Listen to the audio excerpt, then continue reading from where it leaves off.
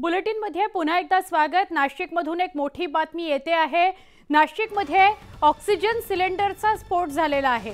Gangapur road या परिसरात ही घटना घडली आहे। नाशिकच्या गंगापूर रोड इथं ऑक्सिजन सिलेंडरचा स्फोट झालाय। परिसरातल्या इमारतींच्या काचा फुटलेल्या आहेत। ऑक्सिजन सिलेंडर वाहतूक करणाऱ्या वाहनातील सिलेंडरचा स्फोट झालाय। किती गंभीर स्वरूपाचा हा स्फोट आहे अधिक जाणून घेऊया। आमचे प्रतिनिधी फोनवरून हेमंत बागुल आपल्या सोबत आहेत। हेमंत, काय प्रकार घडलाय, कितपत गंभीर घटना आहे? नक्कीच नाशिक शहरातील उच्चभ्रू वस्ती समजल्या जाणाऱ्या गंगापूर रोड परिसरातील पंपिंग स्टेशन येथे ऑक्सिजन सिलेंडरचा स्फोट झाला। हॉस्पिटलला लागणारा ऑक्सिजन सिलेंडर वाहतूक करणारा एक वाहन होतं। या वाहनातील या सिलेंडरचा स्फोट झाल्याने मोठ्या प्रमाणात या वाहनाचे देखील नुकसान झाले आहे आणि परिसरात मोठ्या प्रमाणात आवाज आल्याने नागरिकांमध्ये खळबळ उडाली होती। काही काळ परिसरात तणावाचे वातावरण निर्माण झाले होते। या स्फोटची तीव्रता एवढी भयानक होती की परिसरात असलेल्या काही इमारतींच्या काचा देखील फुटल्या आहेत। त्यामुळे या रहिवासी इमारतीमधील नागरिकांमध्ये देखील खळबळ उडाली होती। परिसरात बागांची गर्दी देखील मोठ्या प्रमाणात झाली होती। परिसरात या घटनेची माहिती मिळताच तात्काळ पोलीस घटनास्थळी दाखल झाले आणि आता पुढील तपास पोलिसांकडून सुरू आहे। हेमंत, गाडीची स्थिती बघता ही गाडी चालवणारा जो होता किंवा गाडीमध्ये अजून कोण कोण होता याच्याविषयी काही कळू शकले का? ते बरे आहेत का? अद्याप तरी जो गाडीचा वाहक होता तो सुरक्षित आहे, परंतु ज्या वाहनामागचा एक वाहन चालक होता तो गंभीररित्या जखमी झालेला आहे आणि त्याला उपचाराकरिता तातडीने परिसरातील नागरिकांनी रुग्णालयात दाखल केले आहे। नक्की, धन्यवाद हेमंत, आपण सविस्तर माहिती दिली त्याबद्दल।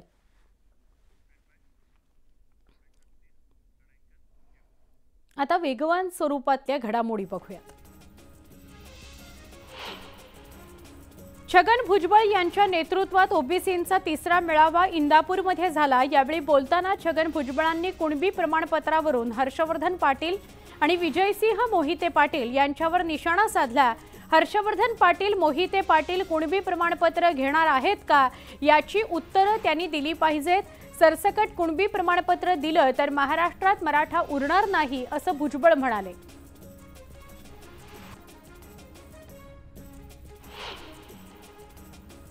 24 तारखेनंतर तुला दाखवतो, तुझा हिशेब करतो, हे कोण बोललं? राज्यात अशांतता कोण पसरवतंय असा सवाल छगन भुजबळांनी केला। आमचा विरोध मराठ्यांना नाही, झुंडशाहीला आहे। दादागिरी केली तर दादागिरीनेच उत्तर देऊ असा इशारा भुजबळांनी दिला। सोनार की एक लोहार की ओबीसी मेळाव्यात भुजबळांनी असा एल्गार केला। ओबीसींच्या आरक्षणात अतिक्रमण सुरू आहे, त्यामुळे समाजाच्या हिताकरता भुजबळांच्या पाठीशी उभं राहा असं आवाहन गोपीचंद पडळकर यांनी ओबीसी नेत्यांना केलं। ओबीसी एल्गार मेळाव्यात ते बोलत होते। दरम्यान भुजबळांना धमक्या दिल्या जातात, पण त्यांचा केसही कुणी वाकडा करू शकत नाही असा इशारा त्यांनी दिला। ओबीसी आरक्षणाविरोधात आवाज उठवाल तर सोडणार नाही असा इशारा ओबीसी नेते प्रकाश शेंडगे यांनी दिला। तर ओबीसी समाजाकरता भुजबळ एकटेच पुरेसे आहेत, आमचा वाटा आम्ही सोडणार नाही असंही ते इंदापुरातल्या मेळाव्यात म्हणाले। खासदार नवनीत राणा यांनी उपमुख्यमंत्री अजित पवार यांची भेट घेतली। राष्ट्रवादी काँग्रेसच्या नेत्या सुरेखा ठाकरे यांच्या निवासस्थानी ही भेट झाली। लोकसभा निवडणुकीच्या तोंडावर आलेल्या या भेटीमुळे चर्चांना उधाण आलंय।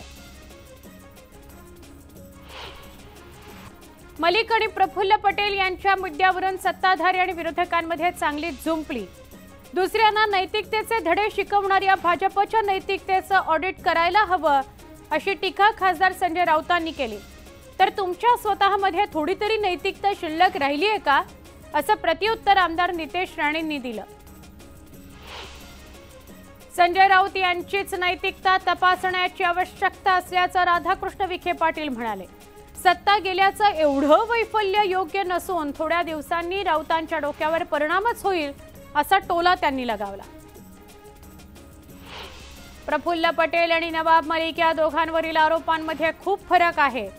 जे देशद्रोही आहेत, ज्यांचे दाऊद सोबत संबंध आहेत, ज्यांनी दाऊद सोबत मनी लॉन्ड्रिंग केलंय, ते नवाब मलिक आमच्या सोबत कदापिही राहू शकत नाहीत या शब्दात गिरीश महाजन यांनी संजय राऊतांच्या टीकेला उत्तर दिलं।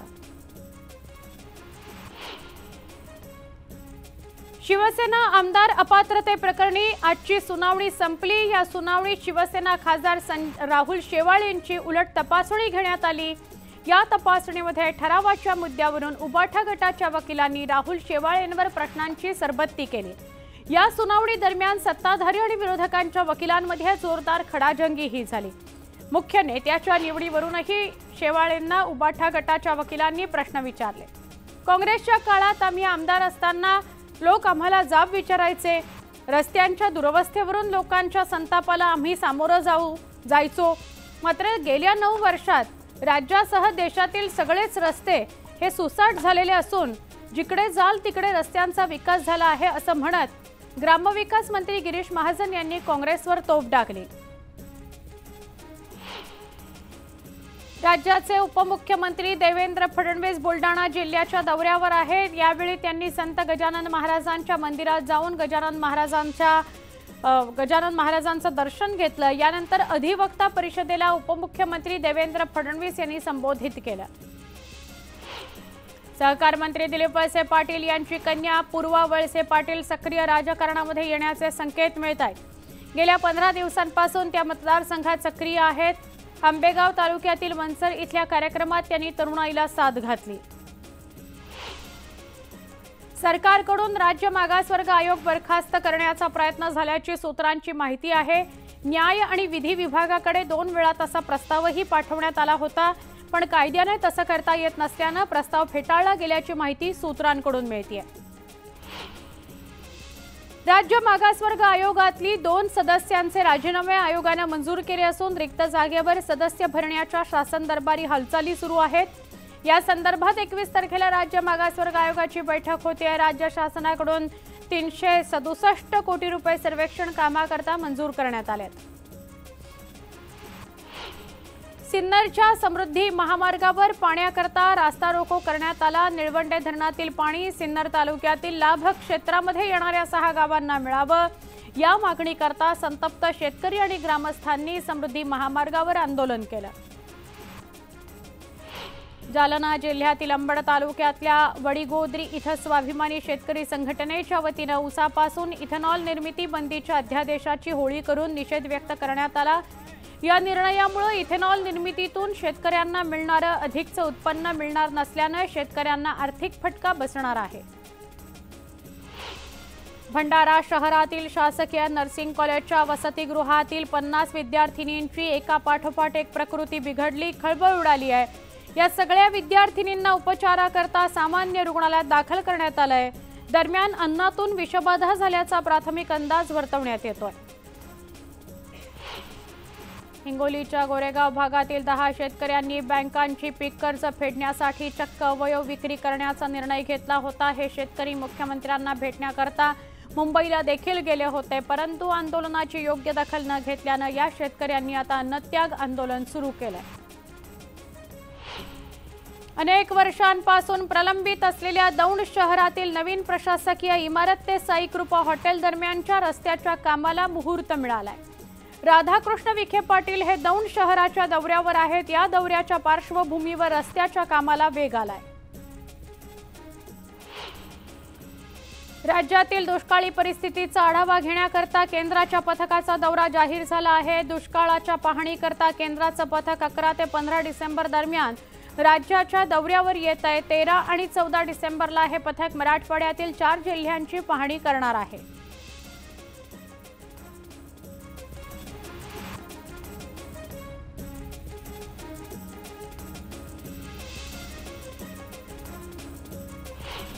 कांदा निर्यात बंद केल्यामुळे कांद्याचे भाव अचानक कोसळले, त्यामुळे शेतकरी अडचणीत आलाय। अहमदनगरच्या कृषी उत्पन्न बाजार समितीत लाल कांद्याला 1600 ते 2100 रुपये दर मिळालाय। कांद्याची आवक वाढली आहे, मात्र दरात घसरण झाली आहे, त्यामुळे शेतकरी चिंतातूर आहे। अकोल्यामध्ये बार्शी टाकळी तालुक्यातील पुनोतीमध्ये शेतकऱ्यांना हरभरा पिकावर ट्रॅक्टर फिरवला। दुसरीकडे शेतकऱ्यांना शेतात मेंढ्या चारण्याकरता सोडल्या। यंदा सरासरीपेक्षा कमी पाऊस झाल्याने शेतीसाठीचा पाणी टंचाईचा प्रश्न ऐरणीवर आलाय, त्यामुळे बळीराजा मोठ्या संकटात सापडलाय। त्यात अवकाळी पावसानंतर पडलेल्या धुक्यामुळे हरभरा उत्पादकाची चिंता वाढली आहे। नवी मुंबईतील घणसोली इथल्या शाळा क्रमांक 7 मध्ये गेल्या 3 दिवसांपासून पाणी पुरवठा होत नाहीये। त्यामुळे शाळेतील शिक्षक आणि विद्यार्थ्यांची मोठी गैरसोय होतीये। विद्यार्थ्यांना पिण्याच्या पाण्याकरता घर गाठावं लागतंय, तर पाणी नसल्यानं सार्वजनिक शौचालयाचा वापर करण्याची वेळ विद्यार्थी आणि शिक्षकांवर आली आहे। सोलापूर कृषी उत्पन्न बाजार समितीत कांद्याचा लिलाव सुरळीत सुरू आहे। 2 दिवसात कांद्याच्या दरात 500 ते 700 रुपयांची घसरण झाली असून चांगल्या प्रतीच्या कांद्याला 3000 ते 3700 रुपयांपर्यंत भाव मिळतोय। पंढरपूरच्या विठ्ठल रुक्मिणी मंदिर संवर्धन आणि सुशोभीकरणाच्या कामाकरता राज्य सरकारने हिवाळी अधिवेशनामध्ये 150 कोटी रुपयांचा निधी मंजूर केलाय। दरम्यान पहिल्या टप्प्यातील कामाकरता 43 कोटींचा निधी मंजूर झाला असून कामाला सुरुवात झाली आहे। हे काम आता वेगाने आणि वेळेत पूर्ण होणार आहे। बीड जिल्ह्यात तांत्रिक अडचणीमुळे 60,000 शेतकऱ्यांची पीक विमा अग्रिम रक्कम रखडली आहे। 60,000 शेतकरी लाभापासून वंचित आहेत। खरीप हंगामातील नुकसान भरपाईच्या प्रतीक्षेत आहेत। पालघरच्या ग्रामीण भागात बोगस डॉक्टरांचा सुळसुळाट झालाय। पदवी नसताना देखील अनेक डॉक्टर खुलेआम उपचार करतात। नागरिकांच्या जीवाशी हा खेळच सुरू आहे। या प्रकरणी मोखाडा पंचायत समितीजवळ 26 वर्षांपासून सुरू असलेल्या दवाखान्यावर कारवाई करण्यात आली। 24 तारखेपर्यंत मराठा समाजाला आरक्षण मिळालंच पाहिजे, नाहीतर मराठ्यांची ताकद काय ते दाखवून देऊ असा इशाराच मनोज जरांगे पाटलांनी दिला। दरम्यान फडणवीसांनी दुसऱ्यांचं ऐकून स्वतःची भूमिका बदलू नये, अन्यथा त्यांना पश्चाताप होईल असं जरांगे म्हणाले। तसंच मराठा कुणबी नोंदी शोधताना दुजाभाव होत असल्याचा आरोप त्यांनी केला। मनोज जरांगे पाटील यांच्या समर्थनार्थ मराठा आरक्षणाच्या मागणीसाठी पाचेगाव खुर्द ते पंढरपूर अशी पायी दिंडी काढण्यात आली। 56 किलोमीटर पायी दिंडी काढून मराठा आरक्षणाकरता विठुरायाकडे साकडं घालण्यात आलं। मराठा कुणबी प्रमाणपत्राकरता गठीत केलेल्या शिंदे समितीचे अध्यक्ष पुण्यामध्ये आहेत। निवृत्त न्यायमूर्ती संदीप शिंदे यांनी पुणे जिल्ह्याचा आढावा घेतला। पुणे जिल्ह्यातील अधिकाऱ्यांसोबत त्यांनी चर्चा केली। मराठा कुणबी मराठा जातीचं प्रमाणपत्र पात्र व्यक्तींना देण्याबाबतची कार्यपद्धती विहित करण्याकरता गठीत केलेल्या समितीचे संदीप शिंदे हे अध्यक्ष आहेत।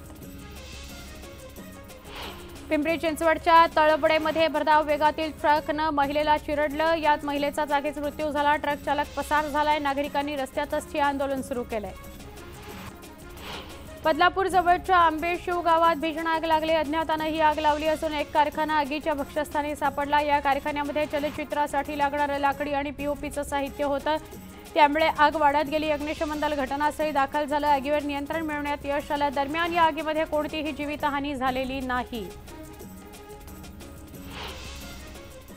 महत्त्वाची बातमी आहे, इंदापुरामध्ये गोपीचंद पडळकर यांच्यावर चप्पल फेक झालेली आहे। अण्णा काटे यांच्या उपोषण स्थळी जात असताना त्यांच्यावर चप्पल फेक झाली असा आरोप गोपीचंद पडळकर आणि त्यांच्या समर्थकांनी केलाय। पडळकरांविरोधात मराठा आंदोलक आक्रमक झालेले आहेत। मराठा आंदोलकांना भेटण्याकरता गेले असताना ही घटना घडली आहे। पण मिळालेल्या माहितीनुसार चप्पल फेक ही आता दृश्य सुद्धा आपल्यापर्यंत पोहोचली आहेत। आधी असं कळत होतं की अशी चप्पल फेकच झालेली नाही। मराठा आंदोलकांकडून अशा प्रतिक्रिया येत होता की अशी चप्पल फेक झालेलीच नाही, पण आता थेट दृश्य आपण बघतोय। काटेंच्या उपोषण स्थळी जात असताना गोपीचंद पडळकर यांच्या ताफ्यावर चप्पल फेक झालेली गोपीचंद पडळकर दृश्यांमध्ये दिसतायत। गोपीचंद पडळकर उपोषण स्थळी जात होते, पोलीस होते त्यांच्यासोबत, मात्र आक्रमक झालेले आंदोलक आपल्याला दिसतायत आणि चप्पल फेक झालेली आहे। गोपीचंद पडळकर आंदोलनस्थळी पोहोचले सुद्धा होते, पण तिथे त्यांच्यावर चप्पल फेक झालेली आहे। पडळकरांविरोधात मराठा आंदोलक आक्रमक झालेत। आधी प्रतिक्रिया अशा मिळत होत्या की मराठा आंदोलक म्हणतायत की आम्ही अशी चप्पल फेक केलेलीच नाही, पण आपल्याला दृश्यांमध्ये स्पष्टपणे दिसतंय मराठा आंदोलक आक्रमक झालेले होते आणि पडळकरांविरोधात घोषणाबाजी करत पडळकरांच्या दिशेने चप्पल फेक करण्यात आलेली आहे। इंदापुरामधली दृश्य, इंदापुरामध्ये पडळकरांवर चप्पल फेक करण्यात आली आहे। मराठा आंदोलकांकडून ही चप्पल फेक झाली। पोलीस घटनास्थळी दाखल होते म्हणून परिस्थिती थोडीशी नियंत्रणात होती। इंदापूरमध्ये आज ओबीसी आरक्षण मेळावा घेण्यात आला होता। या मेळावा संपल्यानंतर आपण पाहिले की भाजपाचे गोपीचंद पडळकर हे दुधाला दर मिळावा याकरता उपोषण स्थळी आले होते आणि असं त्या ठिकाणी घडलं की गोपीचंद पडळकर यांच्यावर चपला फेकण्यात आल्याचा आरोप गोपीचंद पडळकर यांनी केलेला आहे। तर माझ्या बरोबर आता हे मराठा समाजाचे बांधव आहेत, उपोषण स्थळी ते बसलेले आहेत। गेल्या 47 दिवसापासून ते उपोषण स्थळी बसलेले आहेत। काय घटना घडली होती, काय सांगाल? आम्ही गेल्या 47 दिवसापासून शांततेच्या पद्धतीने इथं साखळी उपोषण करतोय। साखळी उपोषण करत असताना आम्हाला प्रशासनाने सांगितलं की तुम्ही वेगळ्या घोषणा देऊ नकात, छत्रपती शिवरायांच्या घोषणा देऊ नकात किंवा इतर कुठल्या घोषणा देऊ नकात। तुमच्या शेजारच्याच मैदानामध्ये म्हणजेच पत्रे लावले गेले त्याच्या पलीकडेच ओबीसी समाजाची सभा चालू आहे। उगाच कुणाच्या तरी भावना दुखवल्या गेल्या नाहीत पाहिजे। पहिली तर एक गोष्ट आहे की छत्रपतींची घोषणा देणं हा काय महाराष्ट्रामध्ये गुन्हा आहे का? तर नाही आहे। तरीसुद्धा आम्ही शांततेमध्ये घेतलं। त्याच्या इथे छोटासा ब्रेक पहा फक्त न्यूज 18 लोक।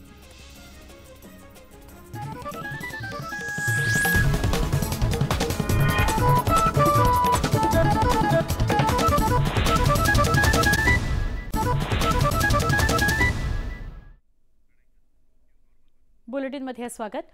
CSR जनरल या आयोजित CSR जनरल एक्सलन्स अवॉर्ड्स 2023 आज मुंबईमध्ये बॉम्बे स्टॉक एक्सचेंजमध्ये पार पडले।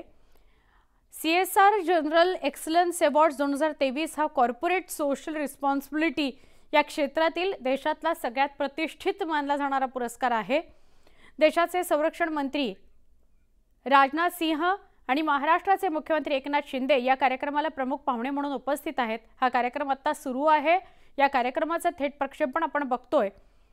दी CSR general champion of good governance हा पुरस्कार सर्वोत्तम प्रशासक व्यवस्था निर्माण करण्यात यशस्वी ठरल्याबद्दल मंत्री सुधीर मुनगंटीवार यांना दिला जाणार आहे।